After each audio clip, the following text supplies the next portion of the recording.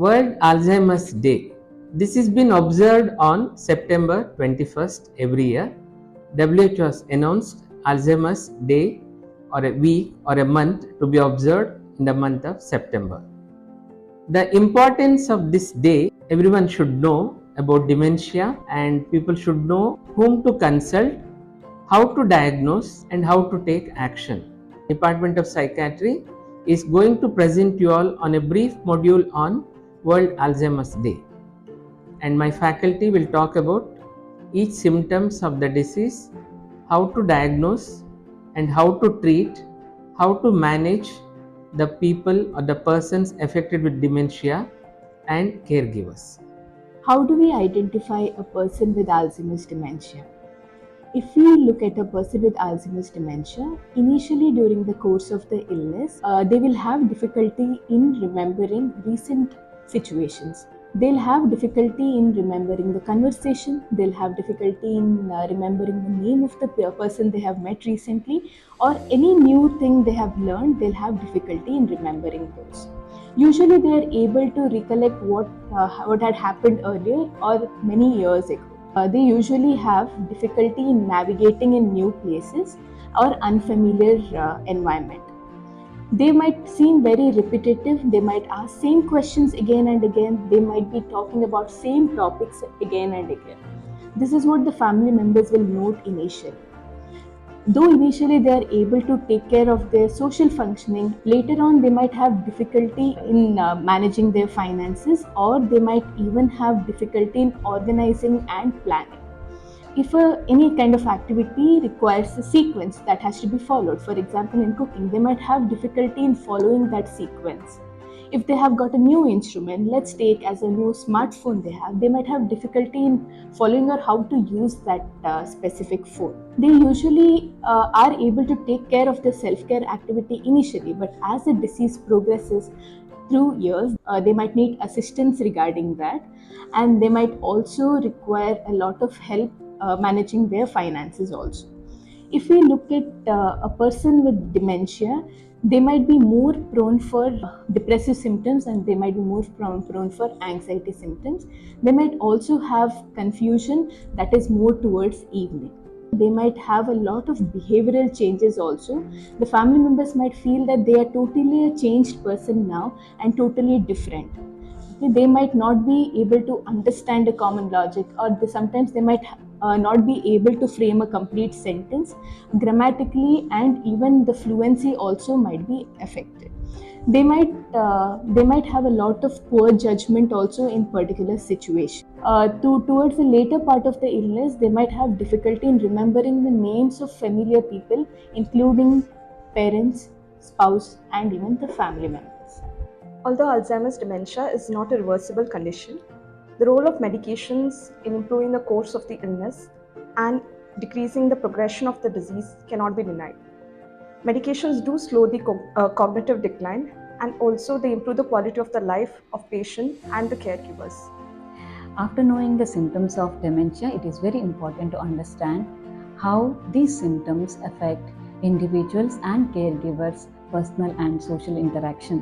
One is functional difficulties. When we look deep into our own daily routines, memory plays a significant role.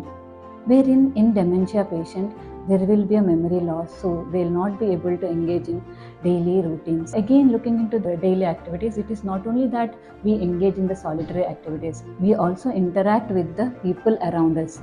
So here, remembering those and carrying out those activities is also becomes very challenging. Because of these difficulties, they are not involved in the complex tasks, and day-to-day decision making also becomes very challenging. At the later stage, there is also difficulty with regarding to recalling the stored memories, like address of the individual or name of the family member. These are the functional difficulties. See, now these functional difficulties can lead to some amount of confusion in the individual. This can cause them a depression. Those people having insight or the awareness, they will experience a lot of anxiety. But when there is no insight is there, they may alert the other person or may show aggression towards the other human beings. So this behavioral problem can lead to a social interaction problem, such as family relationship it itself can change, or it can lead to a family conflicts. Apart from these issues which the patient experiences, the caregiver burden increases. Poor social support also can be some of the social factors. Hello everyone, I'm Vasudha. I'm going to talk about psychosocial care and rehabilitation for dementia. Psychosocial intervention for dementia can help improve their quality of life, reduce behavioral and psychological symptoms, and help promote and retain their autonomy and functional ability. Some of the examples of psychosocial interventions are cognitive stimulation therapy or cognitive retraining.